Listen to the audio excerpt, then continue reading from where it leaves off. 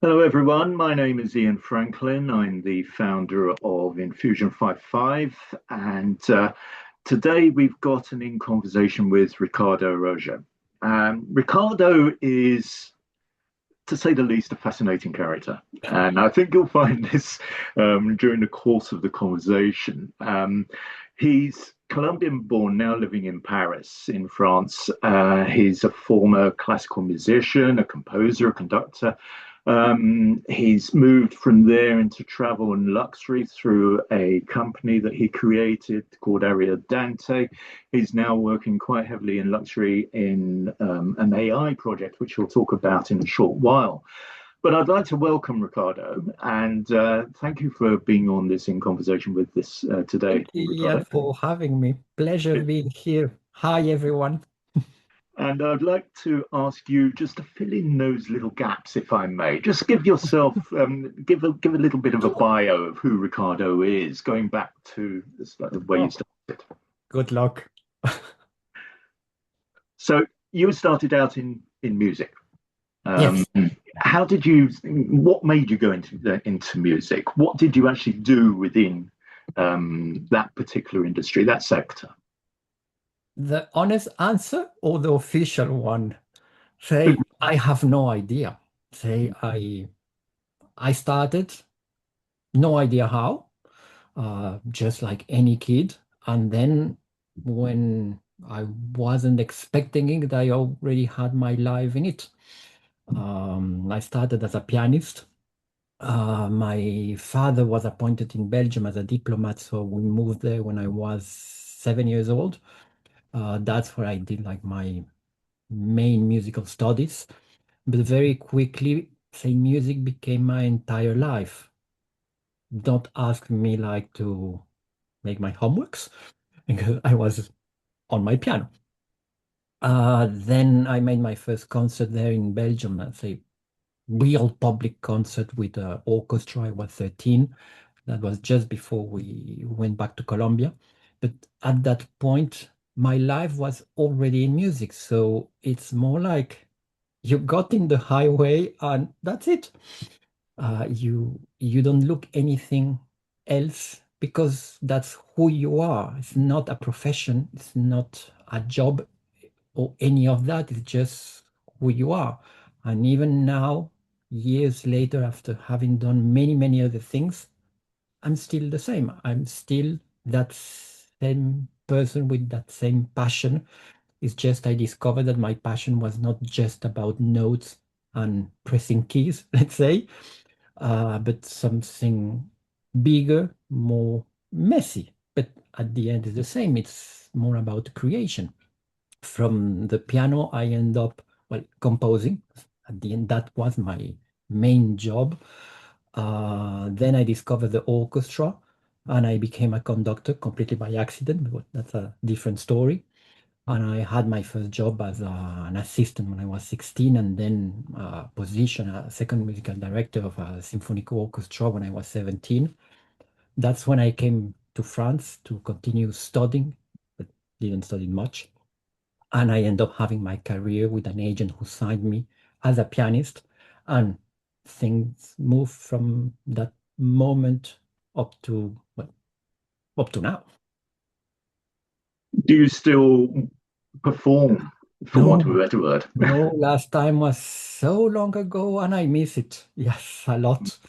Say my last concert as a pianist was, if I remember well, 2006, I think. And my last concert as a conductor was 2013, 14, something like that. So, where did the inspiration for Ariodante come in? And can you explain what Ariodante is? So as everything with my life, things happen a lot by accident, something leading to something else. Ariodante started through, I don't even know exactly the starting point, the real one, I mean, the official one. Yes, it's like my first trip. But uh, I came to London for a different idea, tech idea, music, which was an app, what I thought was an app by then, which in fact was a whole ecosystem for music education. Basically, the goal was to teach people music in the right way by reading the notes, rhythm, ear training, and all that. And the app was supposed to have an orchestra embedded in it of young people producing the content. Well, I never got to the point of the orchestra because we started with technology and I started falling in love of that. But the idea was for the platform, for the technology to understand how you learn and adapt to you, like predictive learning. That's how it was called back then. Now we call that AI. At that point in time, that was 2013, no one was speaking about AI, of course. But I was also looking for the investors. So I start like going to meetings, those kind of meetups where you meet investors, other entrepreneurs, and so on, and you realize that there's zero investors, there's only entrepreneurs, half of them dreaming. But that's how you start, right? Um, and among the people I met, many loved my background as a musician and so on. And I met in one of those meetings someone from the King's College. We became kind of friends, and he ended up inviting me to make some, well, was supposed to be lectures, but it ended up being more like conversations about art and the purpose of art in in history, and or more exactly like with human beings, how art exists basically. And from there, I got Soho Radio, a little radio station in Soho, who approached me because someone was there in the lectures and they loved it. And they asked me if I could make a radio program. It would be the same, like to explain classical music. And from them, that was 2015, Airbnb contacted me when they were testing their experiences. And they asked me if I could do an experience like the radio program of taking people to classical concerts, go to a classical concert with a conductor. And that's where I met the first Ariodante client, but the guy who became my first client. Uh, it was a very wealthy family, well, man and his wife. He was 80 something, 85, 86 back then. He was in love with opera, but like crazy in love, everything to do with opera. And he loved the experience we did in St. James Piccadilly. And he asked me if we could do the same at the Royal Opera House. So I went with him and his wife. I explained them everything, but from the inside, like, what is it to conduct an opera? That one, which was the Traviata, who was the first opera I ever conducted. And they loved it. Then we end up drinking whiskey at the Savoy. That's when I discovered how wealthy those people were. When I saw his suite, I'm like, okay, what's this? Was a world I had never seen, of course. I was a little musician, so there you have. Uh, but because they were so nice and so into opera and so passionate, I told them, well, if you want, before you go back to the US, I can take you for a backstage visit of the Royal Opera House. And they were like super happy, of course. For me, that was super easy because I worked there many, many years ago as an assistant for a production.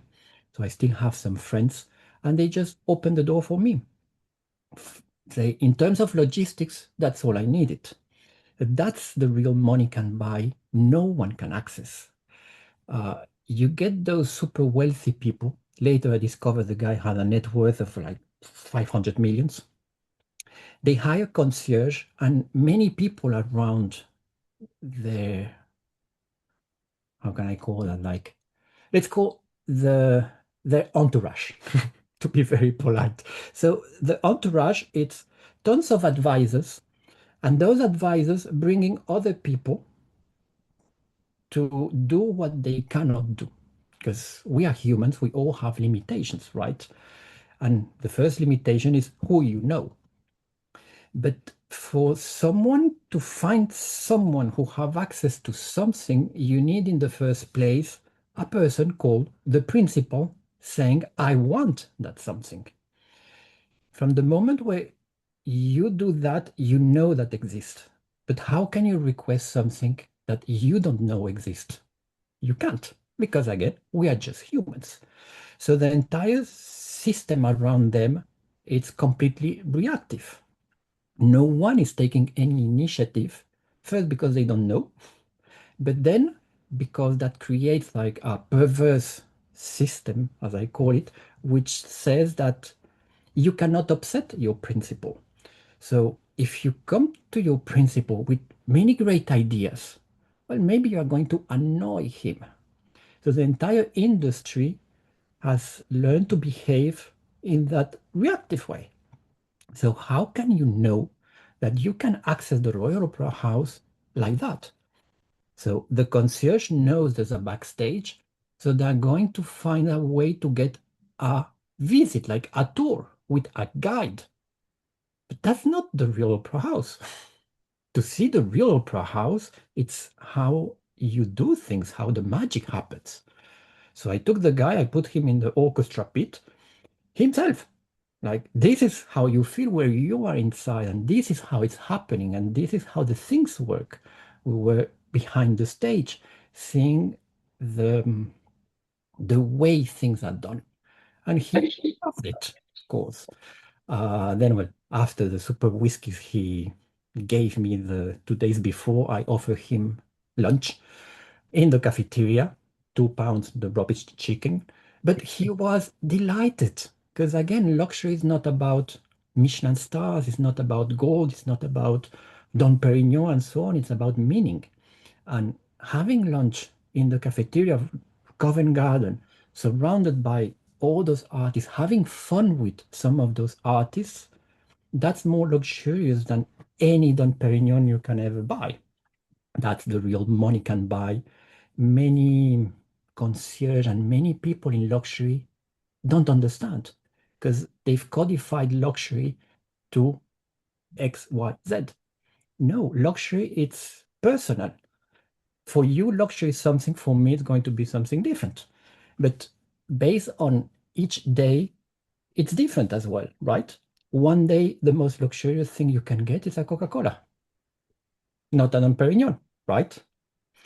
But to achieve that, you need to understand the client and read the situation, read the room, as we say. And that's something the industry don't have.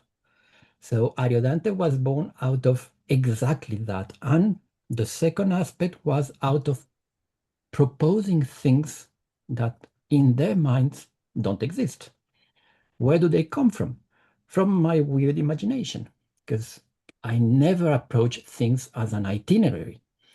You like, for example, one of the third client I had, he told me when we had the first conversation, I love history. I love the Tudor dynasty and I want to visit the palaces. He asked if I can organize a trip for him to go and visit all the Tudor landmarks in England. Ricardo's reaction, boring. Why do you want to do that? And why me? I'm not a travel agent. I'm a, I'm a musician, busy doing something else. So why doing that? If you want, I can perfectly send you a list with the links so you can visit them. No problem. I do that for free because I like you. That's it. But in the conversation, we spoke about literature and many other things. So I said, but why not doing something different instead? Instead of just visiting palaces, why not exploring the Tudor dynasty, but through William Shakespeare's eyes? And he looked at me like, what? He got hooked just by that sentence because he loves Shakespeare. So of course I had like 3 seconds to come up with a real idea, something that sounds like real, like let's pretend. So I said, well, Shakespeare wrote about most of the Tudor kings, but he also wrote about the War of the Roses. So why not exploring that, not through the real history, but through his imagination, his lies, his inspiration, and so on. But he never wrote about Elizabeth, but he lived under Elizabeth. So he's like the perfect central point for everything. Plus, the guy is just amazing, right? So he loved it, and I ended up spending like 700,000 pounds for 10 days to create the most weird trip in his life. And he fell in love of that trip so much that, well, until the day he passed, I was his travel wizard, as he was calling me. He coined the sentence that I was the dream class travel. And because after the first trip, he was kind of upset because when he went back home, everything felt complicated because he had to ask for everything. While with me, everything was preempted. For example, he was left-handed, so I was instructing every single hotel to serve him in the right way. So you just take the same cup of tea and you change the direction. Attention to detail, isn't it? Exactly, but that's not how hotels do. Even the most prestigious ones, they don't do that. Why? Because they were taught there is a way to serve. The right way is this way. But why? Have a look like next time you are in a fancy hotel. Where is the logo on that cup? They have. If you turn the cup, there's no logo. They have. So they're doing everything in their interest, not in the interest of the client. But he's paying a bloody premium, and a huge one. I can't believe there's a single coffee who cost 20 pounds. That's like maximum 1 pound of coffee, and I'm being super generous, and 90 pounds of profits. Yes, you are paying the service, you are paying your staff, etc. I get it. But that means the service has to be on a level of, I have no idea of mathematics, how much is that, but like 20,000% profit. If you cannot turn a cup, you are not worth it. That's my point. So instead of booking hotels, I was negotiating with every single hotel, with the general manager of the hotel until I get exactly what I need in the way I need it, not in the way they need it. Multiply that by I don't know how many providers, you can see the mess. So that's Ariodante. Since that moment, I've been creating those kind of crazy ideas that matter to the client in a way he feels natural. I know how to put it. It's not bespoke. It's way beyond bespoke, especially with the bespoke we understand nowadays. Because that's not bespoke. But that's a different conversation. So that's Ariodante.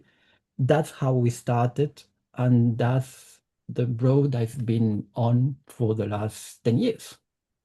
It's basically a case, to put it in a nutshell, of organizing something that is impossible to organize. Yes, say we have our website, the normal website, but we have also a redirection from another URL, which is Travel the Impossible. Mm. We specialize in that. We specialize in what doesn't exist. If you see that on catalog, you can bet I'm never going to buy it. I'm never going to order something that's on catalog. Maybe I'm going to take that and adapt it so much that it has nothing to do with what's on catalog. But that's just an ingredient in the entire meal. And it's not different dishes. It's one dish who's prepared with many, many, many things. But I need to find what are your dreams, your passions, your interests, your aspirations, etc., to be able to have the right ideas. And then I have to put the right places, the right people, and do that in the right way. So, yes, it's a mess. And we push the limits to what's possible because when you are in front with the person who has the real access, with let's call it the access owner, well, you can ask for more, right?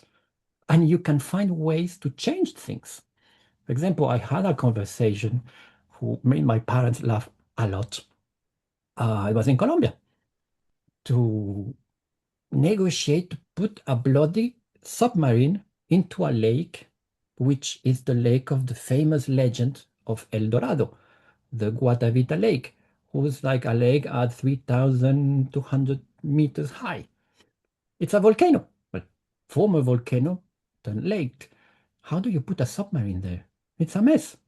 So the logistics to bring a submarine there, that was already insane. But then you need an helicopter to take the submarine and put it in the lake and then remove it, of course. All that for a single person to come in, dive to see if there's some gold. But you dive, great. And then what? You don't find any gold because that's a legend. That feels like non-climatic, right? So you take some stones, you paint them in gold, you drop them for him to find them. But then you need to send someone to get them back. Well, the submarine. But who gives you an authorization for something like that? Who has that helicopter? Well, the military. So go and make a negotiation with the Ministry of Defense. See the tons of problems out of a single idea, like really stupid idea, but who's fun, then you have to find a way to make it happen. So that's why everything we do is completely impossible. How long would a process, using that as an example, how long would a process like that actually take? Well, depends on the idea. Something like that, a month.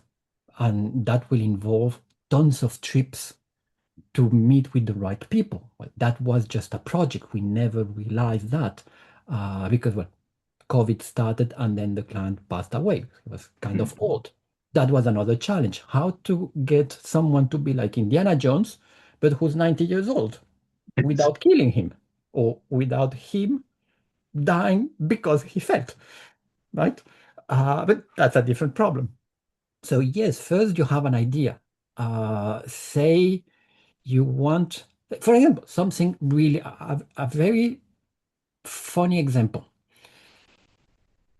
I had a client who wanted to offer a gift to his wife because they always do that when they travel. And the trip ended up being a sabbatical in Africa, all East Africa. The silver lining was the Nile, so the cultures on the Nile. Arrive the client, he starts in, oh, now I forgot the name of the country, in Sudan, in the Nubian pyramids, and then we were going down up to South Africa. At first, the trip was something like 10 days. At the end of the planning, we were already planning something 7 months. Because each time I speak with him about something, a new idea for the trip, he loved it and it adds on to what we already had. That's usually how it works. But then I propose, like, okay, you want the gift. Your wife loves jewelry, but she already has like I don't know how many rings, bracelets, etc. So we need something different, right? And as the entire goal was the Great Migration, I end up researching and finding like one of the reasons of why the migration exists. You have the wildebeest eating grass somewhere, and then there are so many, they eat all the grass. So they have to move to keep eating. And then move, and so on. And that's apparently, I'm not a scientist, but it's like what triggers the migration in the first place food. So we had to understand that to build the trip. And the place where it starts, there is like air or I don't know what, which is, or the soil is very different because of a volcano. One volcano is still kind of active, hasn't exploded for like ages, but there is another one who's completely well, dead, and now it's a famous lake. It's the very famous lake of all the flamingos. So Ricardo goes with his great idea to propose, hey, what if we create a launch in the middle of, well, not in the middle, but on the lake, like on a platform, like a transparent platform, so they feel they're like on the actual water, like Jesus. And that's where the client can gift the the jewel we've created with the Masai Mara and a famous jeweler.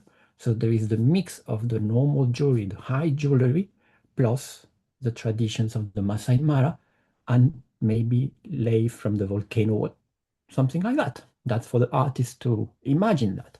He loves the idea. Because imagine the scene, you are there surrounded by flamingos. Then we start like, okay, how do we make that happen? And one of the biologists I was in conversations with for the migration, he laughed and told me, well, you know that like flamingo poo really stinks. So when you have like millions of flamingos, that's unbearable. Oops. Now I'm ruining the scene. Mm. So how do you find a way around that? Well, you ask God to provide for wind. So we need to plan everything in a way where everything is built in the right way or built at the very last minute based on weather and the wind. So if the wind goes east west, let's say it works because the smell goes out. If it goes on the other side, we are screwed. So we need to plan everything to have like an entire week so the all the other moving parts will adapt to that single event. The logistics are insane, but that's what makes the magic, right? Imagine you are here in Paris and you want to go to the Louvre for a private visit, but you wake up in the morning and you just don't feel it. You want something else. You are entitled to that, right? Especially when Yeah. you pay millions. Well, fine. But then on the next day, you wake up, that's the right day for my visit. Perfect. You click on a button and you have it. But that's impossible.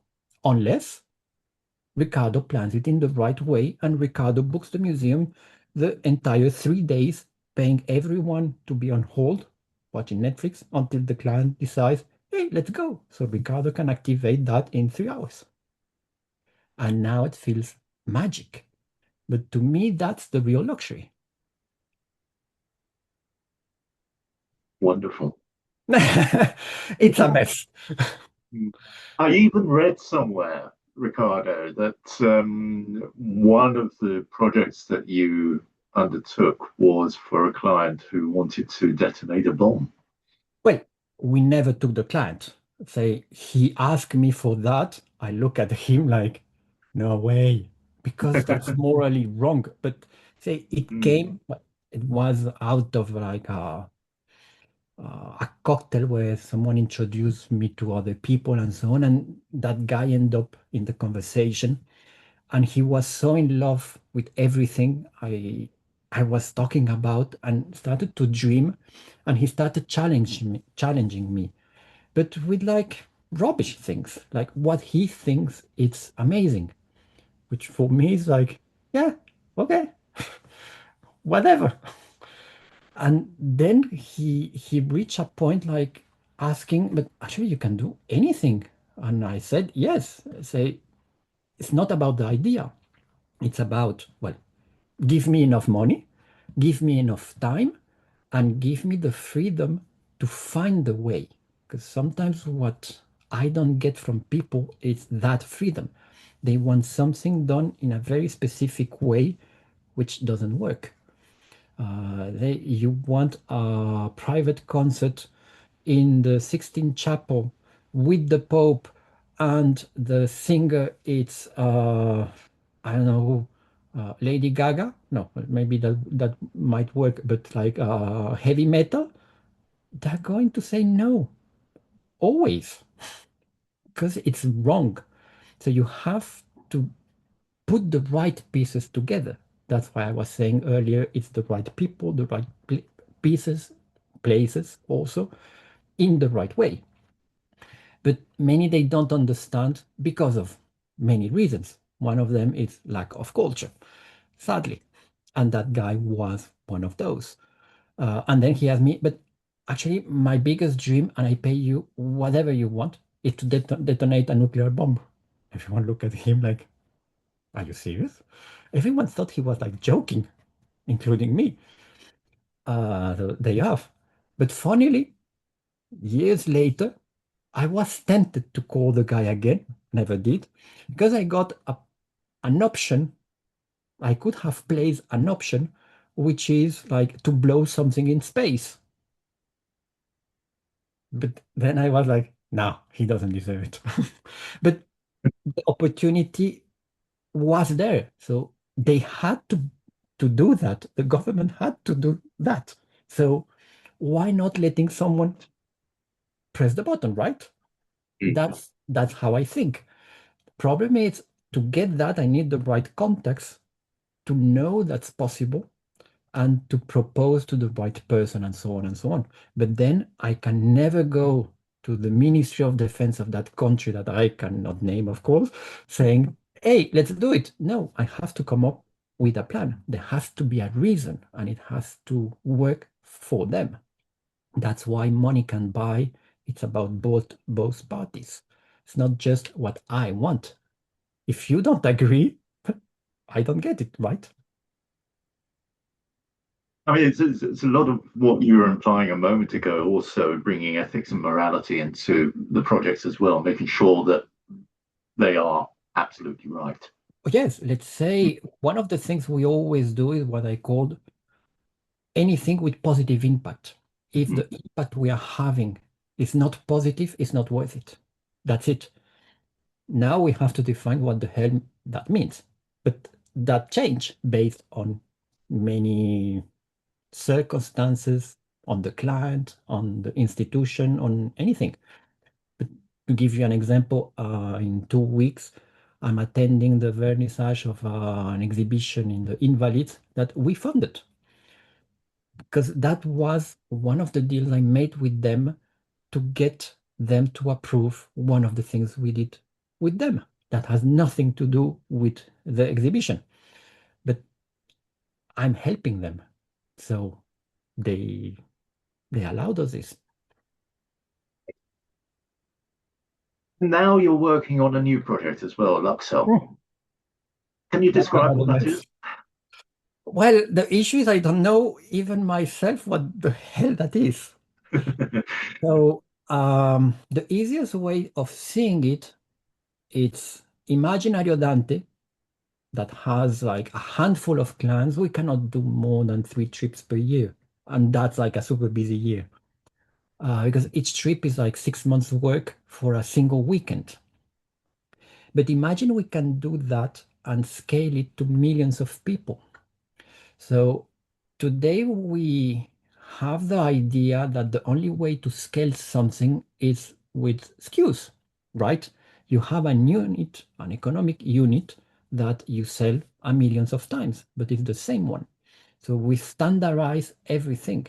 Here, the idea is to radically change that logic, that even that economics, and scale bespoke. So to achieve that, I need to change everything. Just that I need to build like the infrastructure that allows that to to happen. And if I want to do that for wealthy people, because well, they have the money to pay for something like that, it needs to be perfect. So this is a platform using what the latest AI, not just LLMs, not just generative AI. So this is not like you go on ChatGPT and you ask, I want a trip to Rome, where do I go? Any LLM nowadays can do that because they are basically looking on Google. So it's just way faster. And then you can have a chat about that.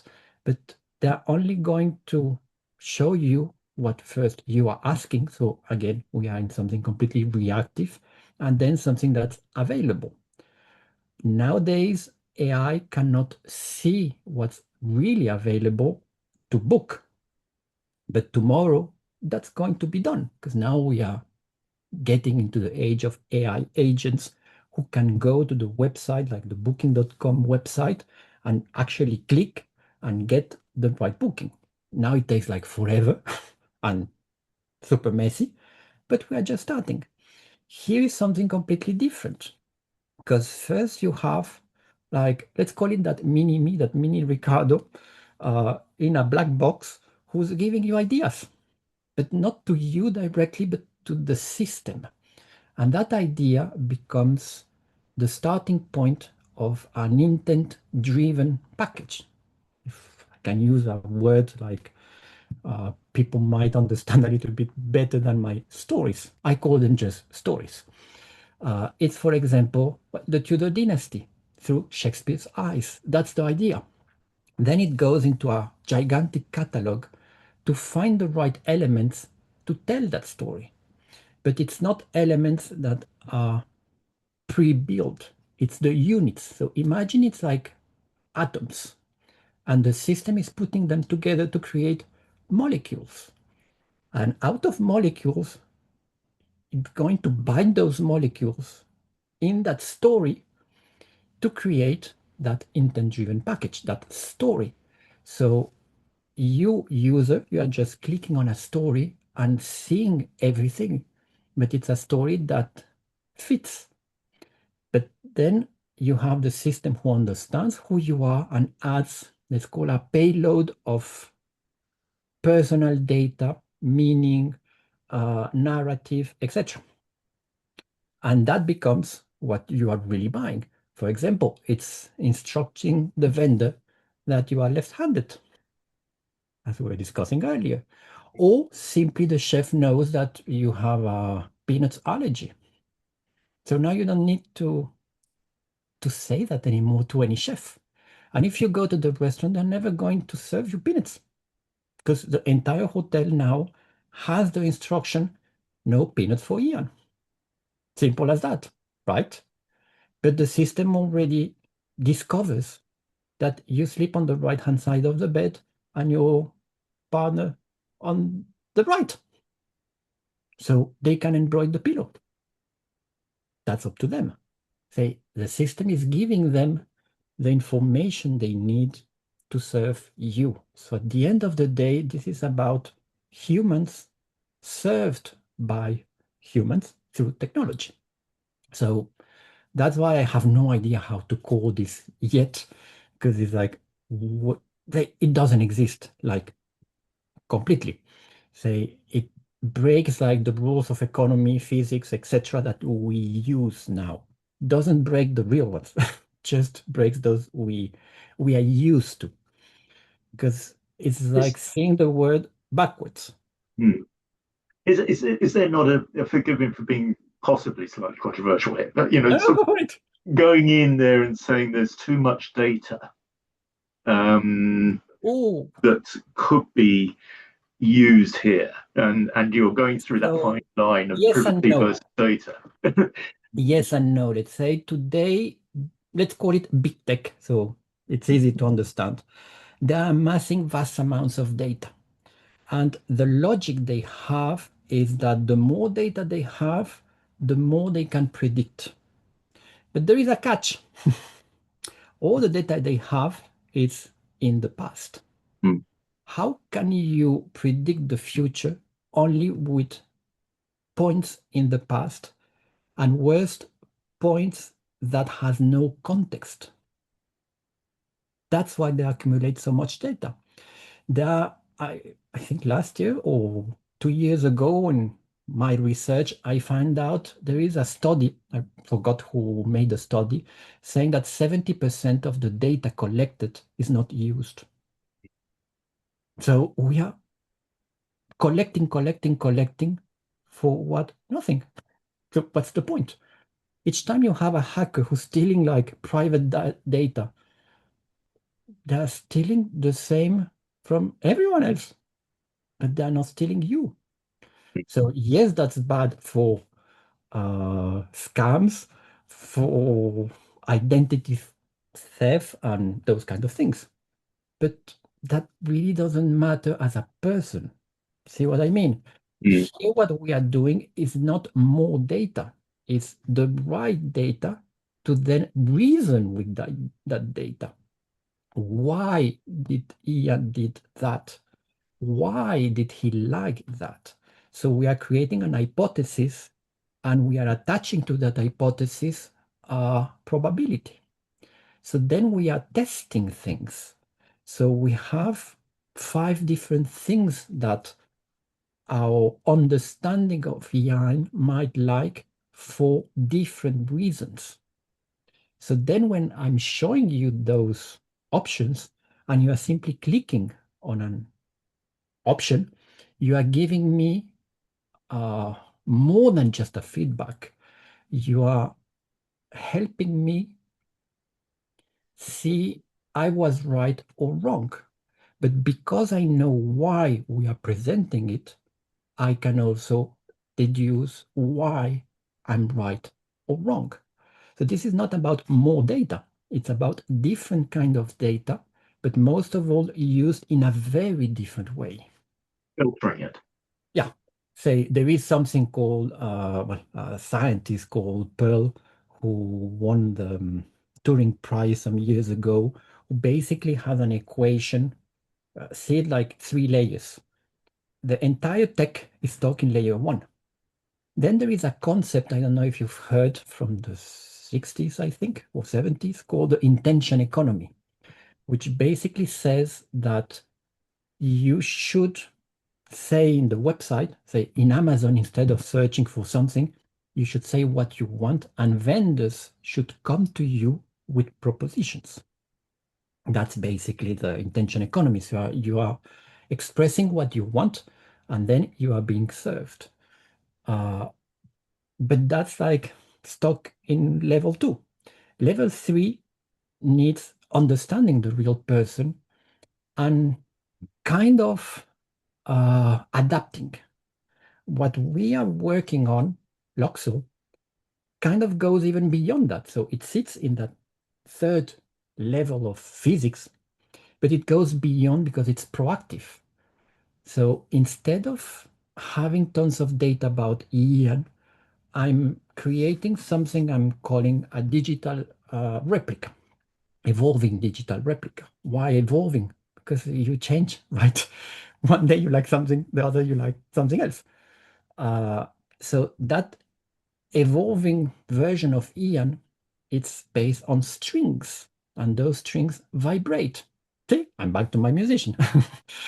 But the goal is not about you in terms of physics, but in terms more of emotions, how you are going to resonate with minimalistic style or with uh, over the top things or with music or with watches or with cars or with classical British cars.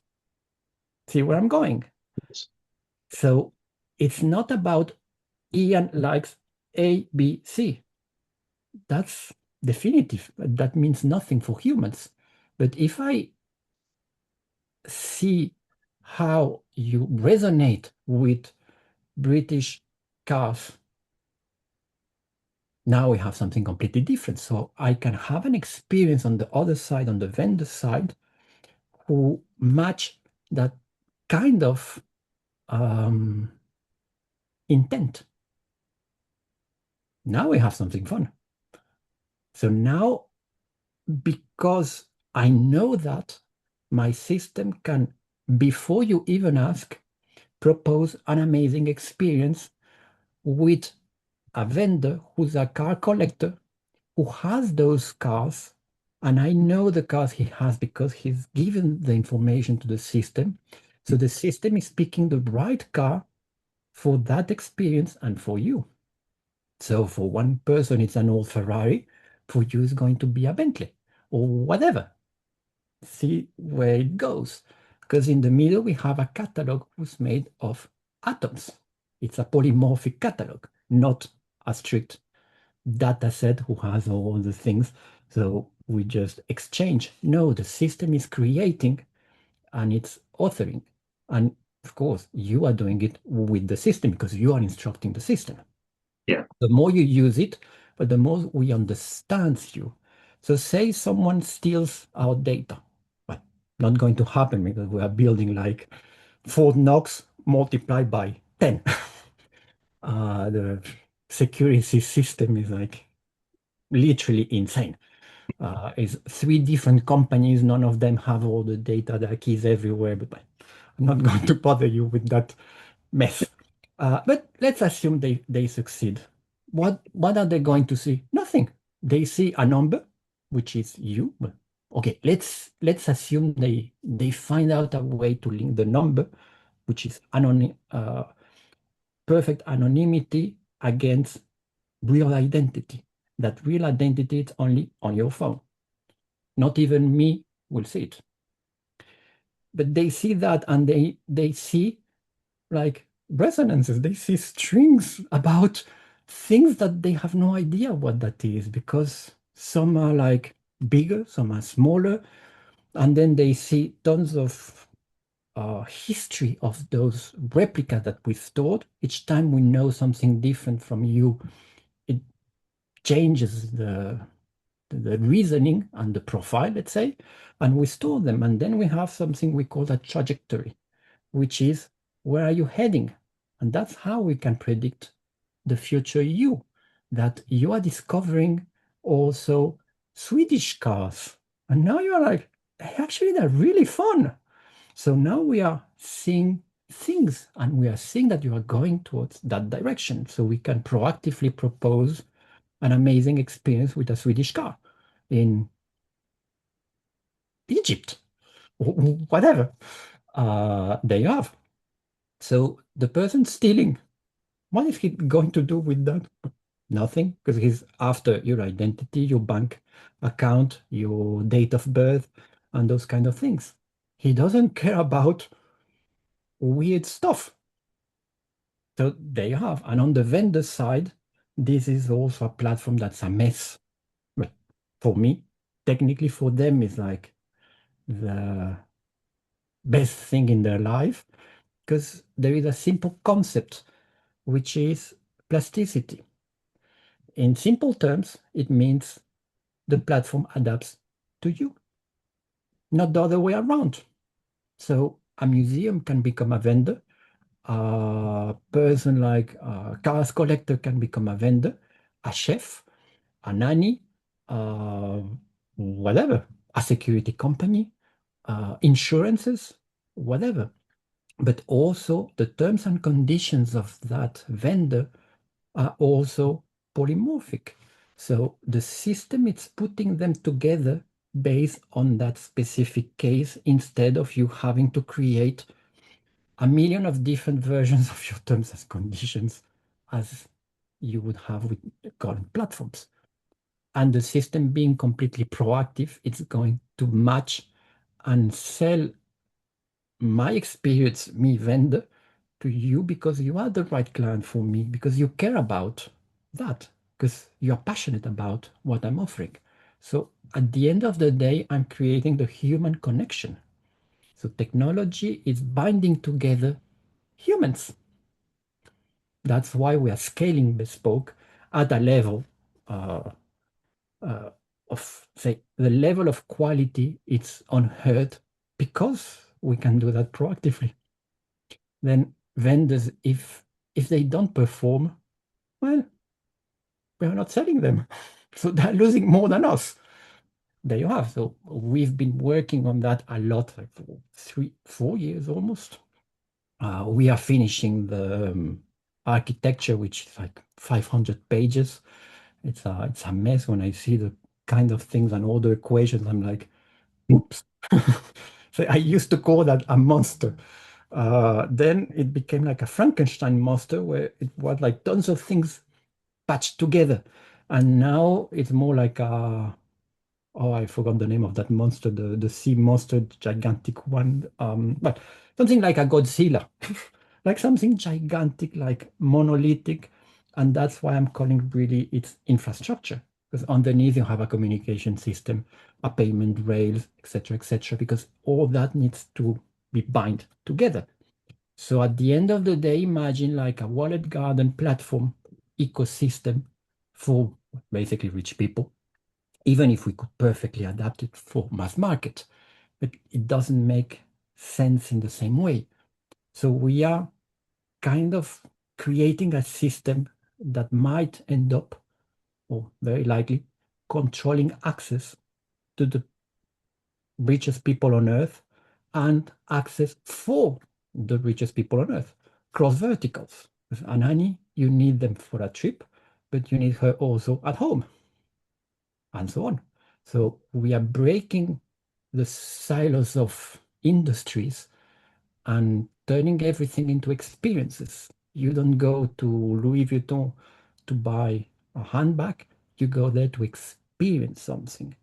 So if the brand doesn't play that game, they're going to lose because we are controlling the spending power. Because what's more meaningful to you? User experience is itself a Exactly. very big industry, isn't it? So, Exactly. So it's yeah, up to them. They choose. Anyone can become a vendor, but we are going to vet them. So we get like good people. But anyone can invent amazing experiences that have value. yeah, Louis Vuitton has zero value because it's commodities, nothing more. But they have treasures they can use. For example, they can bring an amazing person to be your stylist. It's not the personal shopper, it's a stylist. Very different. That's an experience now that has value. But that stylist is with you at Louis Vuitton, but also at Dior. Now they are each one is in his lane. They are competing one against the other, even if it's the same conglomerate. Something I will never understand, but hey, I'm not that clever. But here, because of experience, it can bind them together. Because, for example, they had a history together or whatever. So that's the power of the platform. yeah. It's fun. We're edging towards the end now, Ricardo, but I'd like to sort of throw a very basic, straight on question to you. And having listened to you since you started talking, how would you describe yourself in just 3 words? Mm, I think unconventional. Um,